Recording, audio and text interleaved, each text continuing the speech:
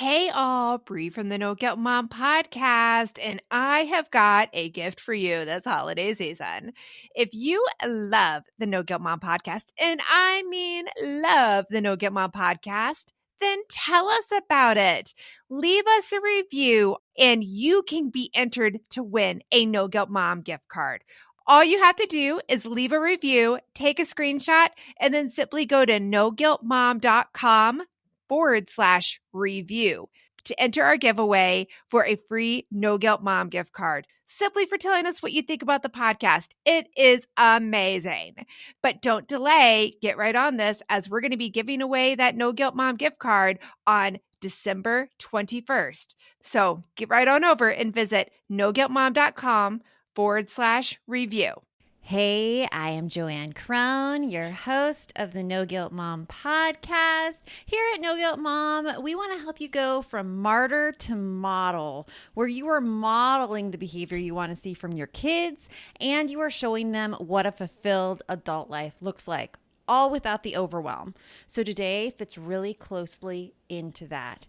We're going to be talking about how to eliminate the things that you don't want to do or that you don't have to do. You might be thinking, Joanne, I have so much to do. How do I make these decisions? How do I decide? That is what we're going to cover here, because I feel like the information out there is how to do more, or how to fit more in your day, or how to get in little chunks of time, when really the best option is to take things away. Now, one of the ways to reduce stress and making sure that you're able to go after the things that are important to you is through this process of elimination, because we have so many things available to us. And frankly, so many of those things sound fun. Like they sound like things we want to do, while the other things sound like things we have to do. Like there's a ball that's going to drop, or our kids won't get something they need, or maybe we're caring for an older parent and they won't get something they need. Everything feels incredibly urgent. I know a mom who has a full-time job and is a volunteer bus driver for her kids' school because there's no bus drivers. And she's taking on so much that she can't find time for all the other things to fit in.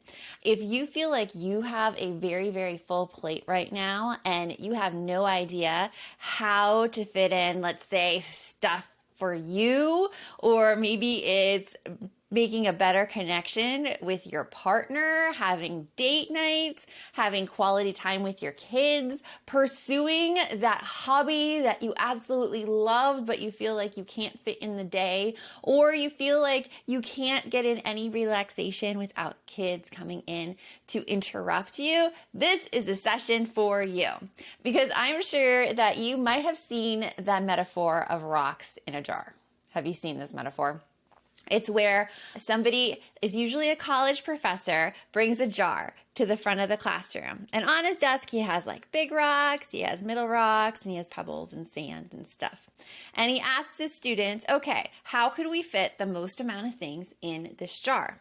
And then he demonstrates, if you start with the sand, all of the little items, and then you pile in the pebbles, you're only able to put in 1 or 2 rocks.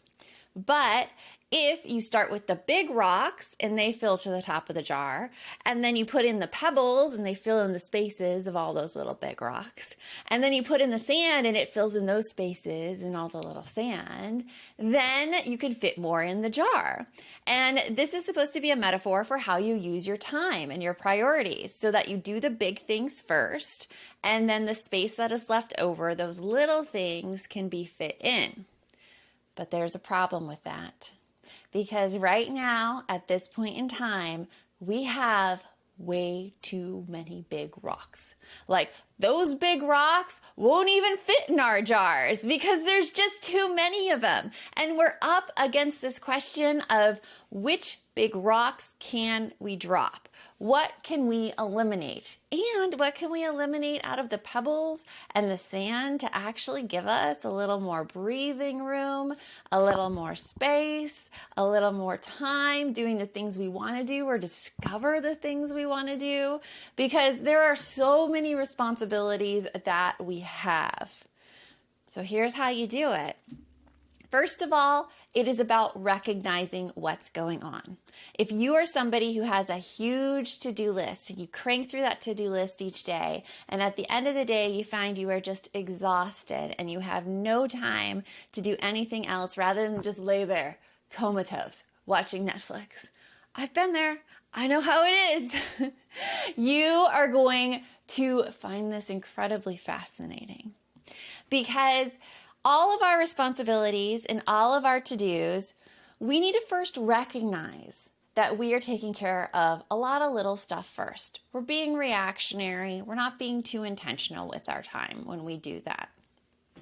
The next thing that we have to do is we're going to have to make some hard choices and we're going to have to deal with some discomfort.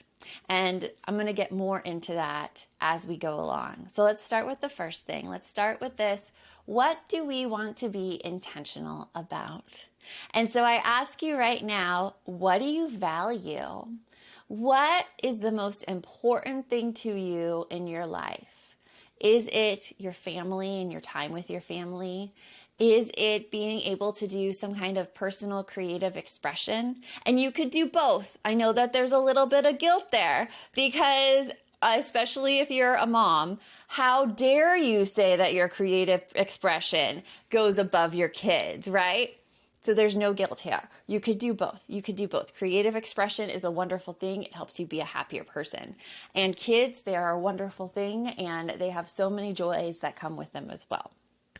So what do you value? List out those values. If you have a notebook right now, write it down beside you. See it on paper. What do you value? I'm going to give you some other values that I want you to think about though. Do you have a unicorn time? And what's a unicorn time? Well, it's this concept that comes from Eve Rodsky's book, Fair Play. And she refers to it as unicorn space, but in No Guilt Mom land, we call it unicorn time. And what it is a personal project that you are passionate about, that fulfills your soul, and that you can share with other people. So some examples of unicorn time may be that you loved playing piano, and so now you're practicing piano, and you're going out into piano competitions and sharing all of your hard work and practicing with the world.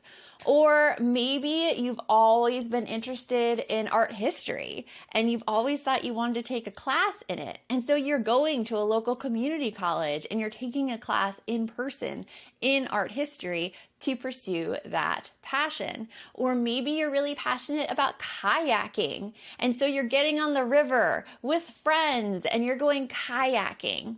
What are you passionate about? What do you find fun? And this can be anything from live music to hosting parties. I recently started something in my neighborhood called Margarita Monday. I make really good margaritas too, because we lived here for a year and I felt like I didn't know anybody. Like everybody stays in their homes because I'm in Phoenix, Arizona. It gets a little hot. And there's no reason for adults really to come outside. Like there's playgrounds for kids, but you hardly see the adults, and especially because a lot of us work from home. So we have this Facebook group for our neighborhood, and I just put it out there. I was like, hey, does anyone else love margaritas? I make a really good one. I'm thinking of having a Margarita Monday so that we can get to know each other and get to know our neighbors. And a few people responded. There was like 20 little hearts on that post. I just want to give you some details as an example of how this can go. 20 little hearts on this post. So I made an Evite with all of the info and maybe like 4 people RSVP'd. I mean, the Facebook group of our neighborhood has 200. 4 people RSVP'd. And then 1 canceled. And then one came last minute. And so we had actually 3 women who I got to know over margaritas. That was my unicorn space. I love margaritas and I love getting to know my neighbors and especially how I can help other people. I just did it again, actually. I called it Tequila Tuesday because it was on a Tuesday this time and I had to have the alliteration. And 2 new people showed up and I got to meet 2 new people. What is your unicorn time? What fills your soul? What do you like to do? It doesn't have to be an artistic pursuit. It doesn't have to be anything complicated. It could be as simple as bringing together people in your neighborhood to talk and drink margaritas. So values, determine what you value. Next one, place that value first. So you can think of this a lot like we get the typical advice about saving for our 401ks. You should always take the money out before you even see the paycheck because you're really not going to miss the money once it's gone and once it's put away.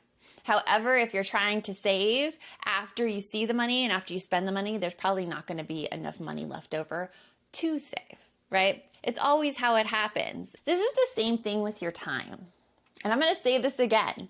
This is the same thing with your time. You need to put your values first. You need to put in that fun for yourself first. That thing that is going to energize you to be able to show up for the people in your life. You need to put that first. Put that on your calendar first. So if you have quality time that you want to spend with your family, like you want to spend more quality time with your family, pick a date in the future. Put that thing on the calendar. Put it on the calendar now. And you could pick a date that hasn't had anything planned on it yet. Because I know that if I asked you to put something in the next week, you already have your plans typically for the next week. It's already been filled. All that sand has come in and it has already been filled. So pick a date in the future and put that value on the calendar. This message is sponsored by Greenlight. It is so hard to raise kids who know how to manage money. Bree, right now, my kids are all about earning money for presents. My daughter wants to get presents for all of her friends, and my son is doing a Secret Santa with his friends. Oh, I hear you. And if you're looking to raise kids that are financially responsible, we have got a lifesaver recommendation for you that you need to check out. It is Greenlight. Greenlight is a debit card and money app made for families that gives kids and teens an easy and fun way to gain financial literacy, all while giving parents peace of mind. You can send instant money transfers, automate allowance, and even keep an eye on kids' spending with real-time notifications. Meanwhile, your kids can begin their journey towards financial autonomy by learning how to save, invest, and spend wisely. So sign up for Greenlight today and get your first month free when you go to greenlight.com/NGM. That's greenlight.com/NGM to try Greenlight for free. Greenlight.com/NGM. My son is playing a game right now on his computer where he's a thief and the cops are after him. So I'm so excited about this new app, Give As We Grow, where instead of being the quote unquote bad guys, kids are practicing giving back. That is so cool, Joanne. I really wish that there was something like this when my kids were younger that got them excited about giving back to others and helped them build a better understanding of what it really means to volunteer. Give As We Grow is the first of its kind free educational mobile app for children ages 8 to 11 that teaches kids via fun, service-focused mini-game quests to tap into their unique talents and interests to help others. And did you know that studies show that there is a biological connection between generosity and happiness, and that volunteering improves people's physical and mental health? I mean, kids who volunteer typically do better in school and are less likely to engage in risky behaviors. And that is something that I think we all want for our kids. Ready to spark a new movement in generosity? Find and download Give As We Grow for free in the App Store for Android and iOS. And for resources for the whole family, visit giveaswegrow.org. I've told you that I really value my relationships, especially outside my family, those connections with friends and other women. And so girls' outings are really important to me. I'm a girl's girl. I love it. So I have a girls' trip scheduled on my calendar, and we're going to Mexico. But I was so scared the first time that I started scheduling those girl trips because I was like, oh my gosh, what if my kids need something? What if my husband has a work crisis and he needs me for something? What if something happens with my parents during that time and they need me for something? All of these worries came up, and all of those things that would probably fill up my time if I let it. So I put the trip on the calendar, and the trip I'm talking about, we went to Italy for 10 days, just like me and my best friends. It was amazing. Put it on my calendar. Nothing got planned in those days. And when the time came, I went, and I had the best time. And none of those emergencies came up. Nothing cropped up. Nothing happened like that. Because when you put in what you value first, all those other things are either going to be taken care of someone else, or they're not even going to need to be handled by you. And if there was like some huge emergency that happened during that time, of course, I would adjust my schedule. But typically, that doesn't happen. So that's your second thing. Put what you value on your calendar. Do it. Find what you value and put it on your calendar. Okay, number 3. Let's delegate some stuff. And when I talk about delegating, I want you to delegate fully. So what does this mean? Well, when somebody is totally in charge of a task, there is a process called CPE. And CPE stands for conceive, plan, and execute. So for instance, if you put somebody in charge of doing the laundry each week in your house and you've delegated laundry to them, they will conceive, see when the laundry needs to be done, plan a time in their schedule when they can do the laundry, and then execute, actually do the laundry, fold stuff, put it away, depending on what has been agreed to before. That would be a total delegation of the task. However, sometimes we resist delegating because we want to hold on to the task so much because we really want it done a certain way. And so we hold on to those conceive and plan steps. And those conceive and plan steps are the bulk of our mental load. They are taking space in your brain to such an extent that you really have not delegated. Those tasks are still yours. They are with you. And to fully delegate, you need to hand those over to someone else. An example is meal planning. I usually do the meal planning in my house. I just write out on our weekly calendar what dinners we're having, and then I tell my husband what ingredients we need, and he does our shopping.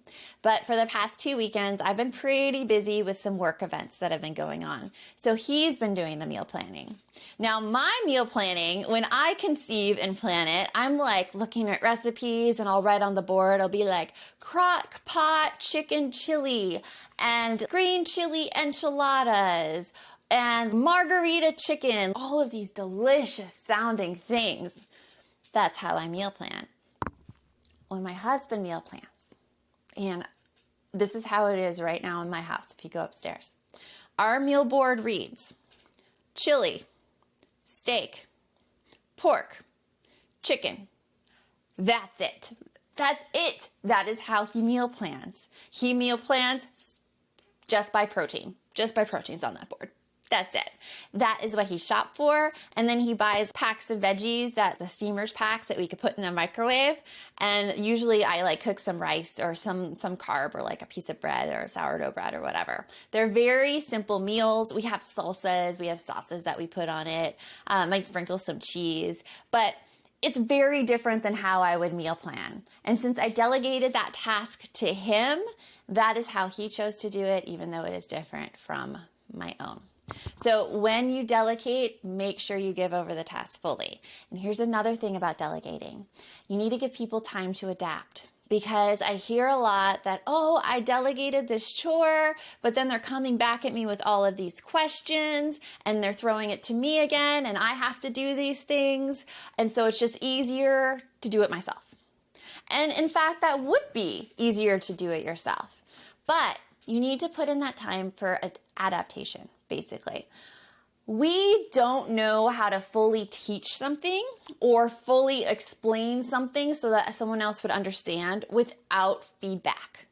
The reason I'm able to conquer these things is because I've received a lot of feedback from people on this topic before. So it's the same with chores. If somebody, for instance, comes to you in your house, I'm going to use my son as an example, with the dishes. Say the first time he loaded the dishwasher, like he left a lot of things on the counter. If I took that and I took those things on the counter and I load it into the dishwasher, I would still be doing that task. I would be doing part of the execution. But instead, if I see it as, oh, he doesn't know that these things need to go in the dishwasher too, that is a conversation I have then with my son. I'm like, hey, buddy, like those things, can you fit those in too? I bet there's a space for them somewhere. My son responds, I can't fit them in. There's no room. I'm like, cool. Okay, great. I'm just going to walk over here and, when they're all in, then we're going to go to school. And I walk away and usually he calms down and he puts them in.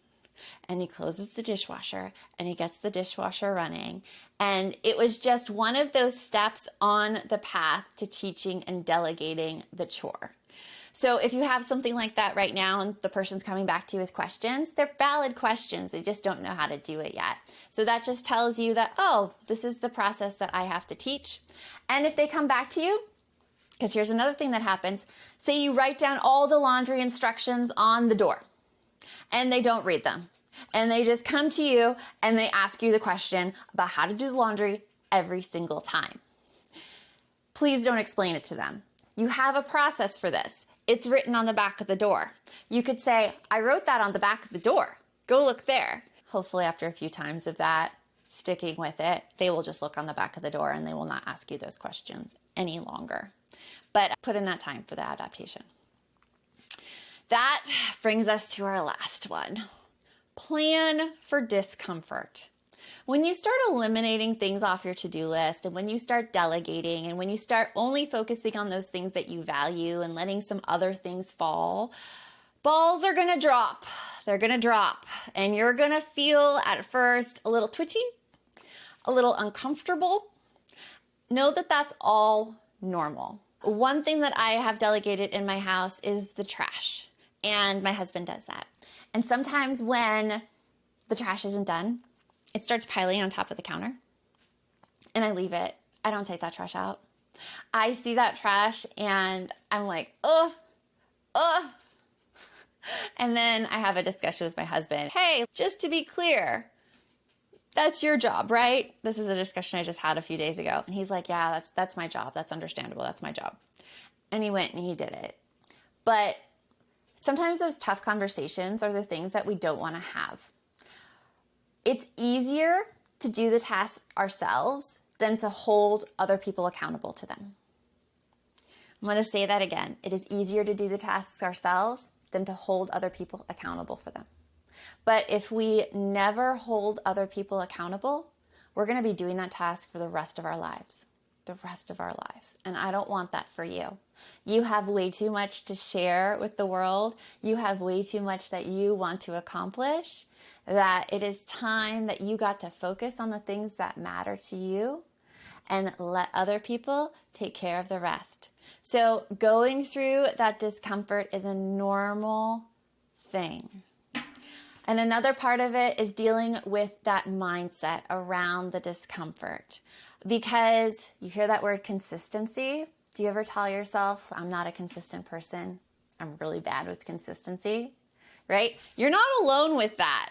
And I have a freebie for you. It is a link right below this video, and it's going to help you with the mindset, especially if you are a parent. It is the lies we tell ourselves about consistency as a parent.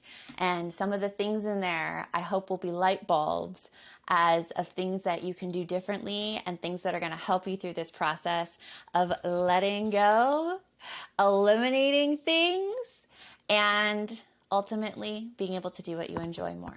The best mom's a happy mom. The best person is a happy person. You deserve to spend the time on the things that you want to spend time on. And I'll see you later. Are you looking for something to listen to with your whole family? Then check out 6 Minutes, produced and created by Gen Z Media. With over 200 twisty, cliffhanger-filled episodes, 6 Minutes tells the story of 11-year-old Holiday, who was pulled from the icy waters with no memory of who she is or where she came from. 3 years ago, Brinley Pasternak helped the Anders family uncover the truth about Holiday's past. Now she'll need them to help her find the truth about hers. In 6 Minutes Out of Time, the long-awaited sequel, Cyrus Anders is found unconscious near the mysterious Elixir Academy in Florida, and Brinley learns the school may have a shocking connection to her missing mother. Dive in now and get the most downloaded family audio adventure in history. Follow 6 Minutes wherever you get your podcasts. You can listen early and ad-free with the GZM family subscription.